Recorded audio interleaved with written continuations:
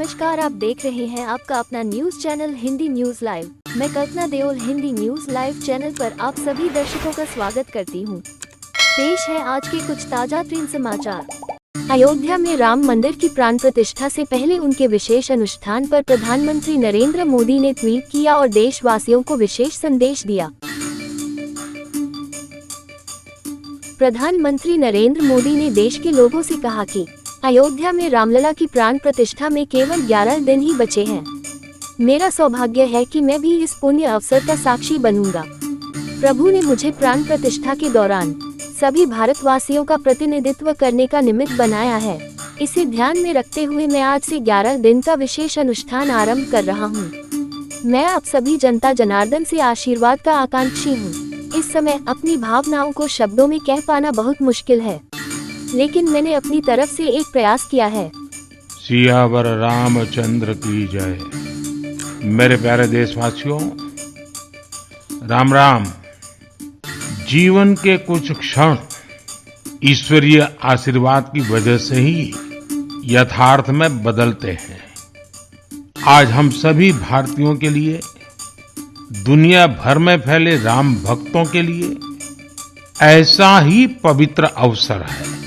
हर तरफ प्रभु श्री राम की भक्ति का अद्भुत वातावरण, चारों दिशाओं में राम नाम की धून, राम भजनों की अद्भुत सौंदर्य माधुरी। हर किसी को इंतजार है 22 जनवरी का, उस ऐतिहासिक पवित्र पल का। और अब अयोध्या में रामलला की प्राण प्रतिष्ठा में केवल 11 दिन ही बचे हैं।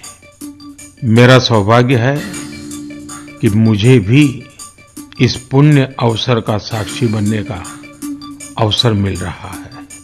ये मेरे लिए कल्पनातीत अनुभूतियों का समय है। मैं भावुक हूँ, भाव विह्वल हूँ।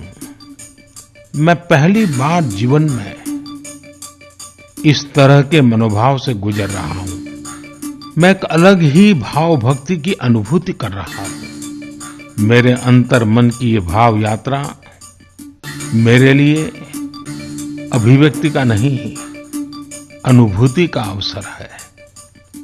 सुप्रीम कोर्ट ने मुख्य चुनाव आयुक्त और अन्य चुनाव आयुक्त अधिनियम 2023 की संवैधानिकता को चुनौती देने वाली याचिकाओं पर केंद्र को नोटिस जारी किया, जिसने भारत के मुख्य न्यायाधीश को चुनाव आयुक्तों के चयन पैनल से हटा दिया। सुप्रीम कोर्ट ने चुनाव आयुक्त अधिनियम 2023 के क्रियान्वयन पर रोक लगाने से इनकार कर दिया। सुप्रीम कोर्ट ने केंद्र से अप्रैल में जवाब मांगा है। महाराष्ट्र के नासिक में 27वें नेशनल यूथ फेस्टिवल मनाया जा रहा है। इस नेशनल यूथ फेस्टिवल पर केंद्रीय मंत्री अनुराग ठाकुर ने कहा, 12 जनवरी राष्ट्रीय युवा दिवस के रूप में मनाया जाता है। 27वां नेशनल यूथ फेस्टिवल महाराष्ट्र के नासिक में मनाया जा रहा है। देश भर के हजारों युवा यहाँ एकत्र हुए हैं। कल यहाँ एक बड़ा आयोजन होने जा रहा है, जिसमें प्रधानमंत्री मोदी, महाराष्ट्र के मुख्यमंत्री और उप मुख्यमंत्री भी मौजूद रहेंगे। सब लोग यहाँ सम्मिलित होकर भारत की युवा शक्ति को दिखाएंगे। भारत का सक्षम युवा एक सशक्त भारत का निर्माण कर सकता है। इस नेशनल यूथ फेस्टिवल पर प्रधानमंत्री नरेंद्र मोदी शामिल हुए और प्रधानमंत्री नरेंद्र मोदी ने महाराष्ट्र के नासिक में रोड शो किया। प्रधानमंत्री यहाँ शहर में श्री कालाराम मंदिर में पूजा अर्चना करने के बाद राष्ट्रीय युवा महोत्सव में भाग लिया। नासिक में प्रधानमंत्री नरेंद्र मोदी की मौजूदगी में युवाओं ने मार्च पास्ट किया।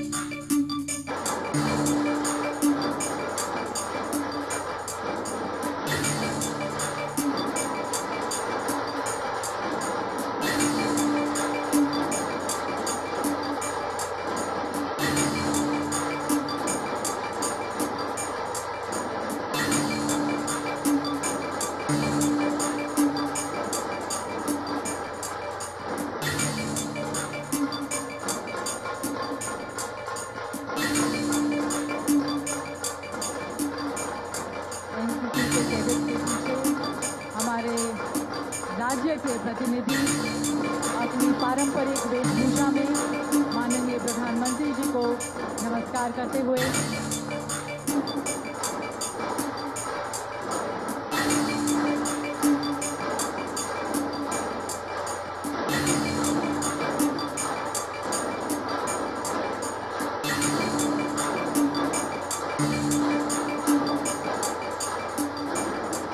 प्रधानमंत्री जी सभी का अभिवादन करते हुए असम से और अब बिहार की हमारे अपनी पारंपरिक वेशभूषा में इस परेड में शामिल होते हुए और अब चंडीगढ़ पूरी मस्ती में पूरे जोश के साथ अपने नेता अपने प्रधानमंत्री जी को।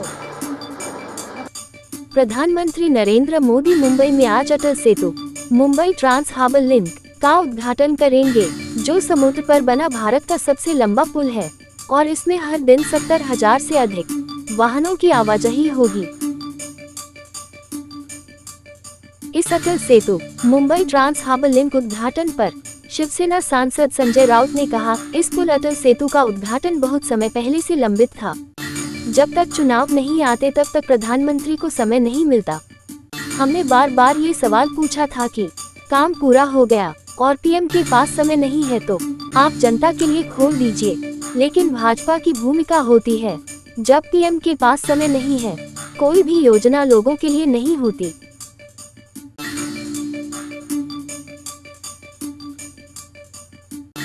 कानपुर के समाजवादी विधायक इरफान सोलंकी महाराजपुर जेल से फिर कानपुर कोर्ट पहुंचे। पत्रकारों के पूछने पर इरफान सोलंकी ने कहा कि मेरे अल्लाह को हर खबर है, इंसाफ होकर रहेगा। महाराजगंज जेल से कानपुर कोर्ट पेशी पर पहुंचे सपा विधायक इरफान सोलंकी।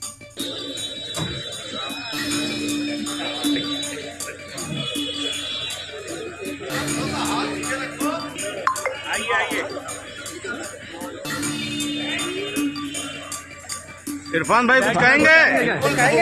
जी, ये बस इस बात का सबर है कि मेरे अल्लाह को हर चीज की खबर है और इंसाफ होके रहेगा। यूपी जनपद शामली से आईएसआई एजेंट तहसीन उर्फ मोटा गिरफ्तार।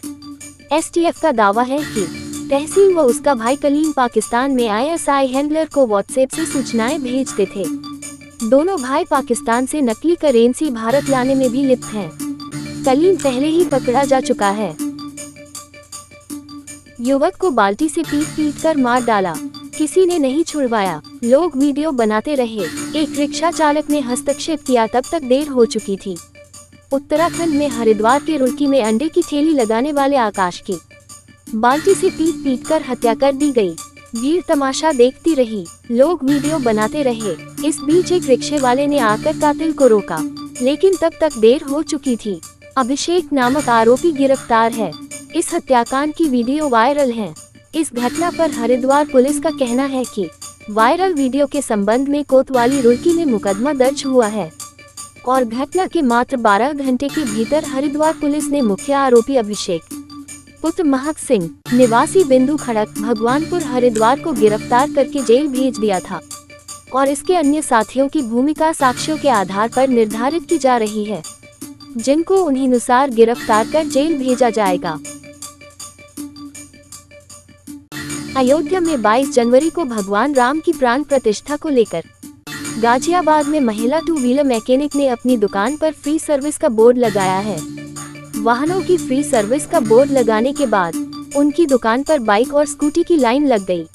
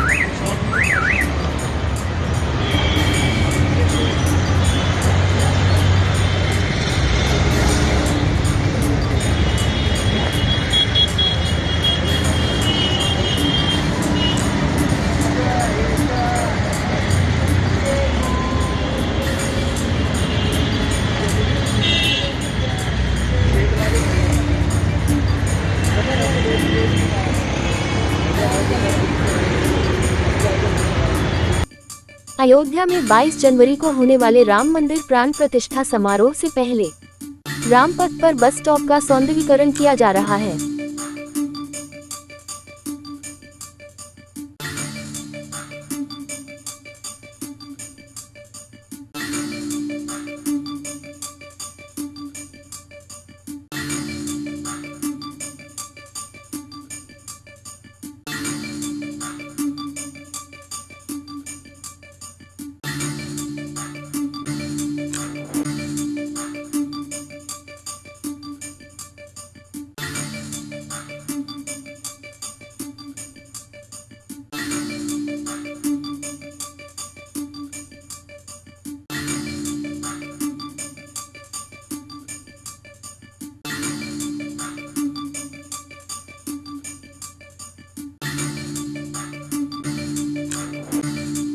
22 जनवरी को अयोध्या में होने वाले प्रभु श्री राम लला के प्राण प्रतिष्ठा समारोह के लिए श्री राम जन्मभूमि मंदिर निर्माण समिति के अध्यक्ष नृपेंद्र मिश्रा और विश्व हिंदू परिषद के अंतर्राष्ट्रीय कार्याध्यक्ष आलोक कुमार ने दिल्ली में राष्ट्रीय स्वयंसेवक संघ के पूजनीय सरसंघचालक डॉक्टर मोहन भागवत जी को निमंत्रित किया। इस निमंत्रण को मिलने पर सरसंघचालक डॉक्टर मोहन भागवत ने कहा कि ये बड़ा सौभाग्य का योग है कि ऐसे भव्य प्रसंग पर प्रत्यक्ष उपस्थिति का अवसर मिला है, क्योंकि श्री राम का मंदिर यह केवल एक पूजा की दृष्टि से अपने आराध्य का मंदिर केवल ऐसा प्रसंग नहीं है। इस देश की पवित्रता और इस देश की मर्यादा की स्थापना पक्की होने का ये प्रसंग है और ऐसे में हम प्रत्यक्ष वहाँ उपस्थित रहेंगे, उस प्रसंग को देखेंगे, उसमें सहयोगी बनेंगे। ये कहीं किसी जन्म में पुण्य हुआ होगा, उसी का फल हमको मिल रहा है।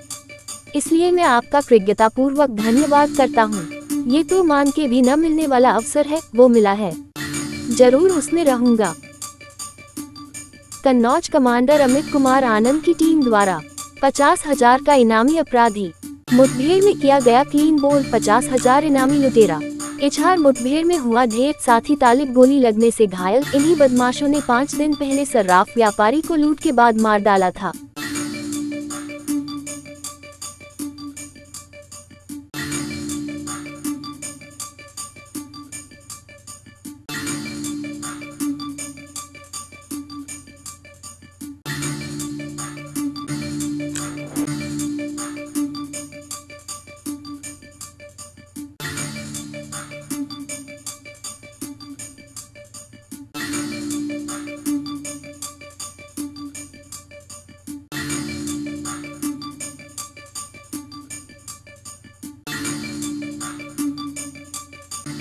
आप देख रहे हैं आपका अपना भरोसे वाला news channel Hindi news live. Hindi news live के लिए दिल्ली से मुकेश दीक्षित की रिपोर्ट। खबर में आज बस इतना ही। अगली खास खबर में फिर हाजिर होते हैं। चैनल को लाइक करें और सब्सक्राइब करें। धन्यवाद और तब तक के लिए नमस्कार।